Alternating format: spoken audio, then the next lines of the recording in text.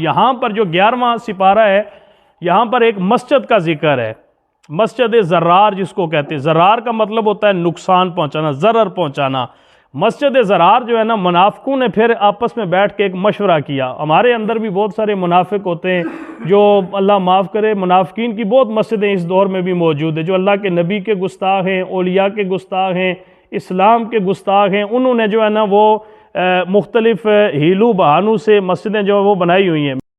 مسجد زرار نہ منافقین نے تیار کی۔ انہوں نے کہا یار اب ہم اس طرح کرتے ہیں، ہم ظاہر تو ہو گئے، اب ہمارا پتہ سب کو چل گیا، حضور صلی اللہ علیہ وسلم کو بھی پتہ چل گیا ہے، غزوے کے اندر ہم شامل نہیں ہوئے تو ہم جو ہے نا وہ اب شرمندہ ہو گئے۔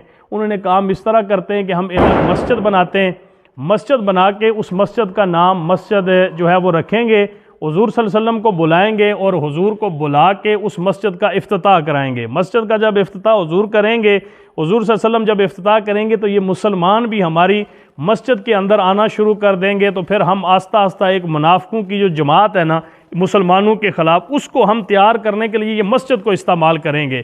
مسجد زرار انہوں نے جب تعمیر کی، تعمیر کرنے کے بعد حضور صلی اللہ علیہ وسلم کو افتتاح کے لیے درخواست کی کہ یا رسول اللہ آپ تشریف لائیے، ہم نے ایک مسجد بنائی ہے اور اس مسجد کا آپ افتتاح کریں۔ اللہ کے نبی کو رب کائنات نے وحی بھیج کے فرمایا کہ محبوب یہ مسجد نہیں ہے، یہ مسجد اس سے سا التقوی، مسجد وہ ہوتی ہے جو تقوی کی بنیاد پر ہوتی ہے۔ یہ تو انہوں نے منافقوں نے بنائی ہے اور اس کا مقصد کوئی اور ہے۔ جس طرح بہت ساری مسجدیں بن جاتی ہیں، ڈونیشن پیچھے سے آتی ہے، مقصد یہ ہوتا ہے کہ ہمارے لوگ زیادہ سے زیادہ وہاں پر جو ہے نا وہ 5-5 ہزار روپے اعتکاف بیٹھنے کا بھی دیتے ہیں، سب کچھ جناب کرتے ہیں، بس کوئی سمٹ بیچنے والا پکڑ کے اس کو امام بنا دیتے ہیں۔ ان کو یہ کوئی غرض نہیں ہوتی وہاں پر دین پڑھایا جا رہا نہیں، ان کا مقصد یہ ہوتا ہے کہ ہماری وہاں پر اجارہ داری ہو اور ہمارا نظام زیادہ سے زیادہ چلے۔ حضور صلی اللہ علیہ وسلم جب مسجد کا افتتاح کرنے کے لیے جو ہے وہ جانے لگے تو اللہ تعالیٰ نے منع فرمایا کہ یا رسول اللہ اس کا افتتاح نہ فرمائیں، یہ مسجد جو ہے یہ انہوں نے منافقوں نے تیار کی اور اس مسجد کا مقصد وہ نہیں ہے جو مقصد کا ہوتا ہے۔ پھر اللہ تعالیٰ نے بعد میں حکم دے کر اپنے نبی سے فرمایا کہ اس مسجد کو آگ لگا کے جلا کے راکھ کا ڈھیر کر دو۔ یہ قرآن کے اندر یہ جو پارہ نمبر 11 ہے آپ اس کو کھول کے دیکھیں، پھر اللہ کے نبی نے اس مسجد کو جلانے کا حکم دیا۔ ایسی مسجدیں جو فتنے کا باعث ہوں، ایسی مسجدیں جن سے مسلمانوں کے اندر افتراق پھیلے، ان کو گرانا، ان کو جلانا، ان کے خلاف ڈٹ کے کھڑا ہونا، یہ اللہ کے نبی کی سنت ہے۔ اللہ کے نبی نے پھر اس مسجد کو جلانے کا حکم دیا۔ پھر جو مسجد قباء تیار ہوئی تھی مدینہ شریف کے اندر، یہ پھر اس مسجد کے مقابلے میں اللہ کے نبی کو پھر رب نے حکم ارشاد فرمایا کہ محبوب تم الگ مسجد تعمیر کرو جو مسلمانوں، پہلی مسجد جو تیار ہوئی وہ مسجد قباء تھی مدینہ شریف کے اندر۔ تو پھر اللہ تعالیٰ نے مسجد قباء جو ہے وہ اللہ نے اپنے محبوب کو تیار کرنے کا حکم ارشاد فرمایا۔ 50 دن تک جو ہے وہ 3 مسلمان بھی ایسے تھے، منافق تو تھے ہی منافق، 3 مسلمان ایسے تھے کہ جو غزوے کے اندر شریک نہیں ہوئے تھے۔ ان میں سے جو 3 تھے، ایک کا نام حضرت کعب بن مالک تھا، ایک کا نام ہلال بن امیہ تھا اور ایک کا نام مرارہ بن ربی تھا۔ یہ 3 واقعتاً غزوے کے اندر شامل نہیں ہو سکے تھے، لیکن یہ تھے مسلمان، منافق نہیں تھے۔ تو یہ بڑے پریشان ہو گئے، انہوں نے جو ہے وہ 50 دن تک اللہ کے نبی نے ان سے بھی بائیکاٹ کر دیا۔ یہ ہر وقت روتے رہتے تھے اور اللہ تعالیٰ سے معافی مانگتے تھے، اللہ ہم سے غلطی ہو گئی، ہم غزوے کے اندر نہیں جا سکے۔ کون ہے یہ ٹیلر کے ساتھ میں گیا تھا، وہ بولے کوئی بچے تھا لیکن نہیں، بچے نہیں ہے سرکار، یہ بڑے ہیں، یہ کر رہے ہیں، میں گیا تھا۔ چلیں دیکھ لیتے ہیں درزی کے پاس کوئی ہے تو یہاں پر جو ہے وہ یہ 3 بندے جو تھے، انہوں نے جو ہے وہ اللہ تعالیٰ سے 50 دن تک یہ اپنے گناہ کی معافی مانگتے رہے۔ اللہ تعالیٰ نے ان کی توبہ قبول فرمائی۔ جس دن توبہ قبول ہوئی تو حضور صلی اللہ علیہ وسلم حضرت کعب بن مالک سے آپ نے ارشاد فرمایا کہ اے کعب، جب سے تمہیں تمہاری ماں نے جنا ہے آج سے زیادہ بہتر اور مبارک دن تم پر کوئی نہیں آیا کہ اللہ تعالیٰ نے تمہاری توبہ کو قبول فرمایا اور تمہاری توبہ کو قبول کر کے اللہ نے تمہاری توبہ قبول فرما لی ہے۔ اب یہاں پر جو ہے وہ اس کے ساتھ آگے سورہ یونس شروع ہوتی ہے۔ سورہ یونس یہ مکی صورت ہے اور اس کی 109 آیات اور 11 رکوع ہیں۔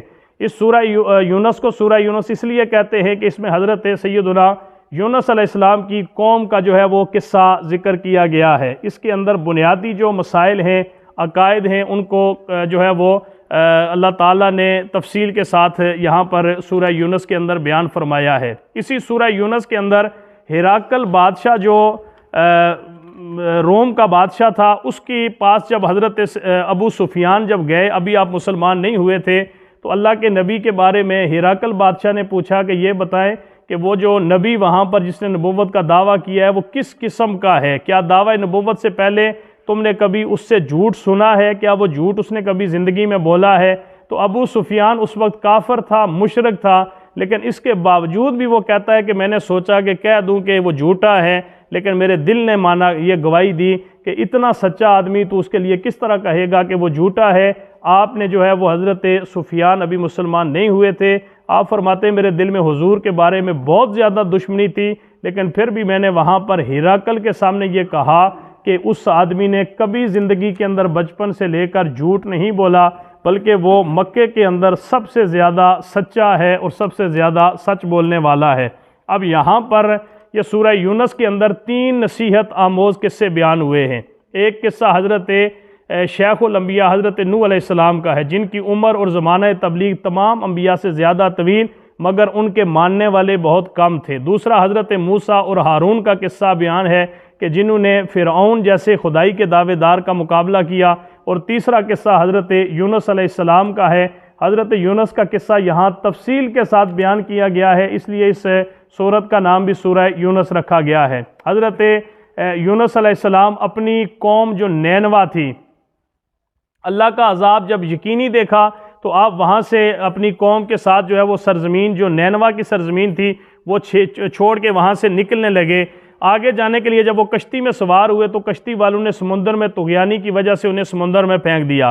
کشتی والے جو تھے انہوں نے کرہ نکالا اور کہا کہ یار ہماری کشتی کے اندر کوئی ایسا بندہ ضرور ہے کہ جو بہت زیادہ کسی جرم کے اندر مبتلا ہے، لہٰذا کرہ اندازی حضرت یونس علیہ السلام کے نام نکلی، تو کشتی والوں نے جو ہے نا وہ حضرت یونس کو اٹھا کے سمندر کے اندر پھینک دیا۔